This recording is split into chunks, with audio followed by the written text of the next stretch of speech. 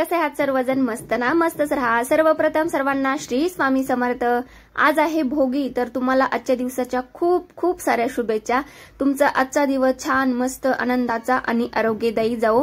तर भोगी म्हटलं की प्रत्येकाच्या घरी आज बाजरीची तीळ लावलेली भाकरी आणि मिक्स भाजी तर हमखास असतेच। तशीच आमच्या घरी सुद्धा आज मी तीळ लावलेली बाजरीची भाकरी आणि गरगट्टा करणार आहे। प्रत्येक गावाच्या नुसार भागानुसार भाजी करण्याची पद्धत थोडीशी वेगळी असू शकते। आमच्या सोलापुरी भागात गरगट्टा बोलतात, आम्ही गरगट्टाच करतो। तर मी त्याचीच तयारी इथं सगळी करून घेतली आहे। 3-4 पालेभाज्या घेतल्या आहेत आणि पालेभाज्यामध्ये मी घेतलेला आहे पालक घेतलेला आहे, चिलची भाजी घेतलेली आहे, थोडीशी मेथीची भाजी आणि हरभऱ्याची भाजी सुद्धा आईने गावाकडून खुडून सुकवून छान अशी दिली होती मला।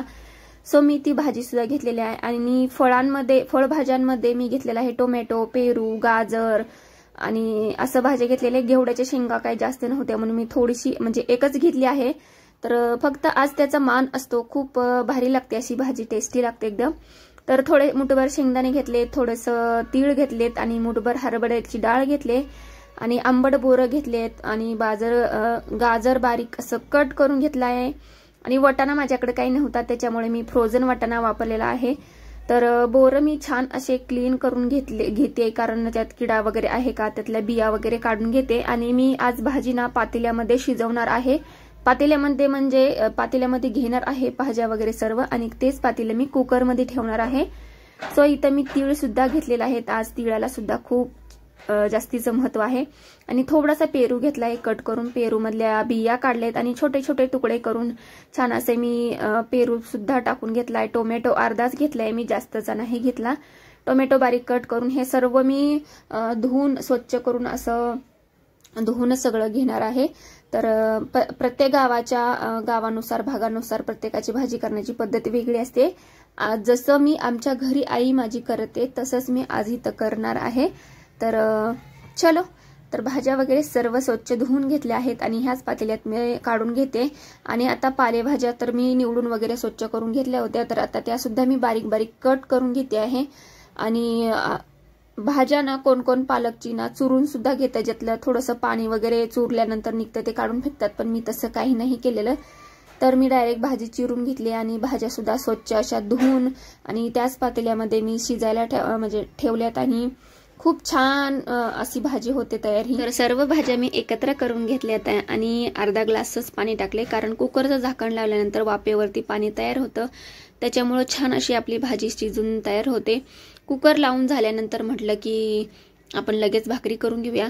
तर ताईंनो, तुमच्याकडे भाजी कशा प्रकारे करतात? कुणाच्या गावची पद्धत खूपच वेगळी असते, तर मला कमेंटमध्ये नक्की सांगा।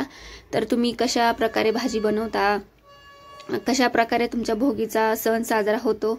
सो इथं मी कुकर लावून घेतला, नंतर करत आहेत भाकरी।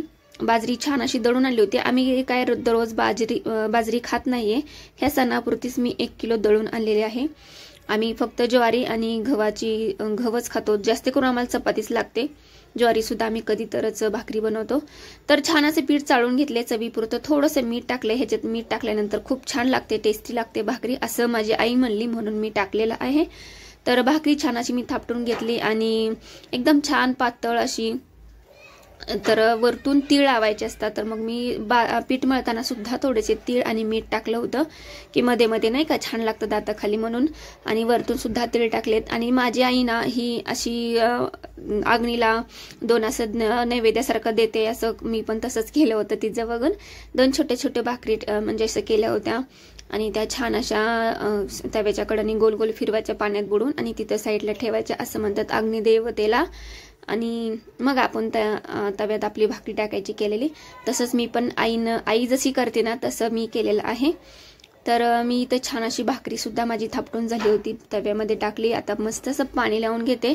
मला काही भाकरी वगैरे करता येतात त्याच्यामुळे काही टेन्शन नाही, किंवा म्हणजे मोडल वगैरे नाही का असं टाकताना तर नाही, मला व्यवस्थित येतात, भाकरी जमतात।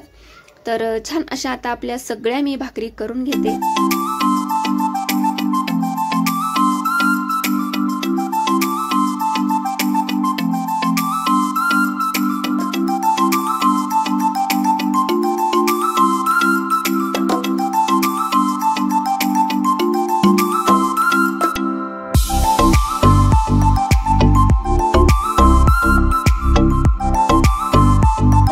सर्व अशा भाकरी करून झाल्या, खूप छान टम्म फुगल्या होत्या.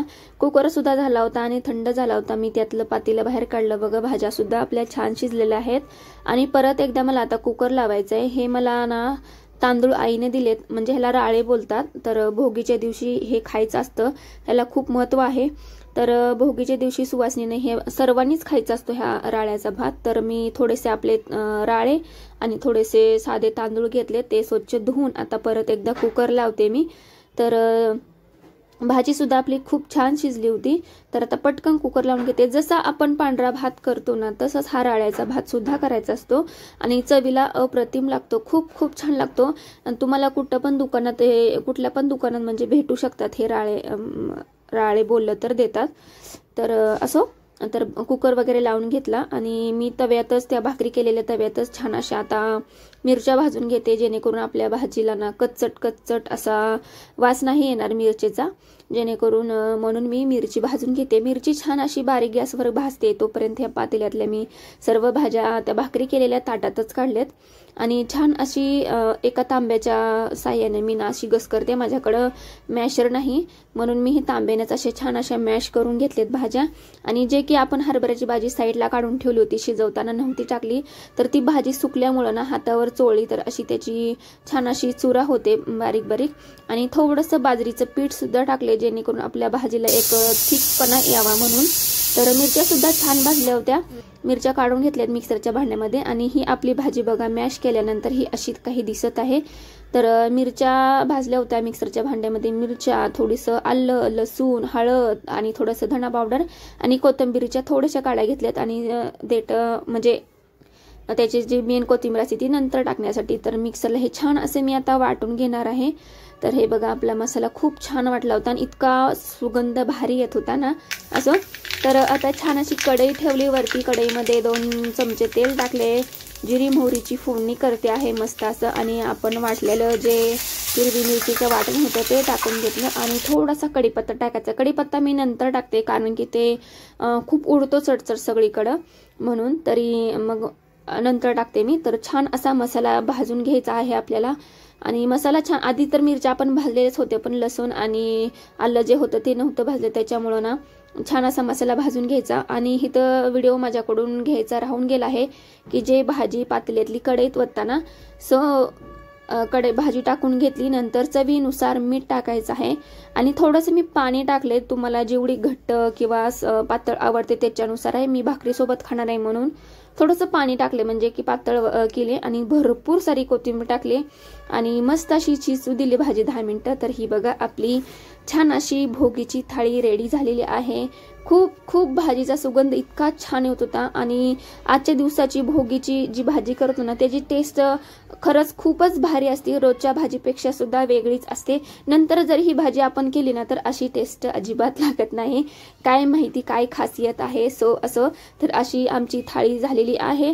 तर आता आम्ही मस्त असं दैवाला आता नैवेद्य दाखवून घेते, मग जेवण करते. बाय.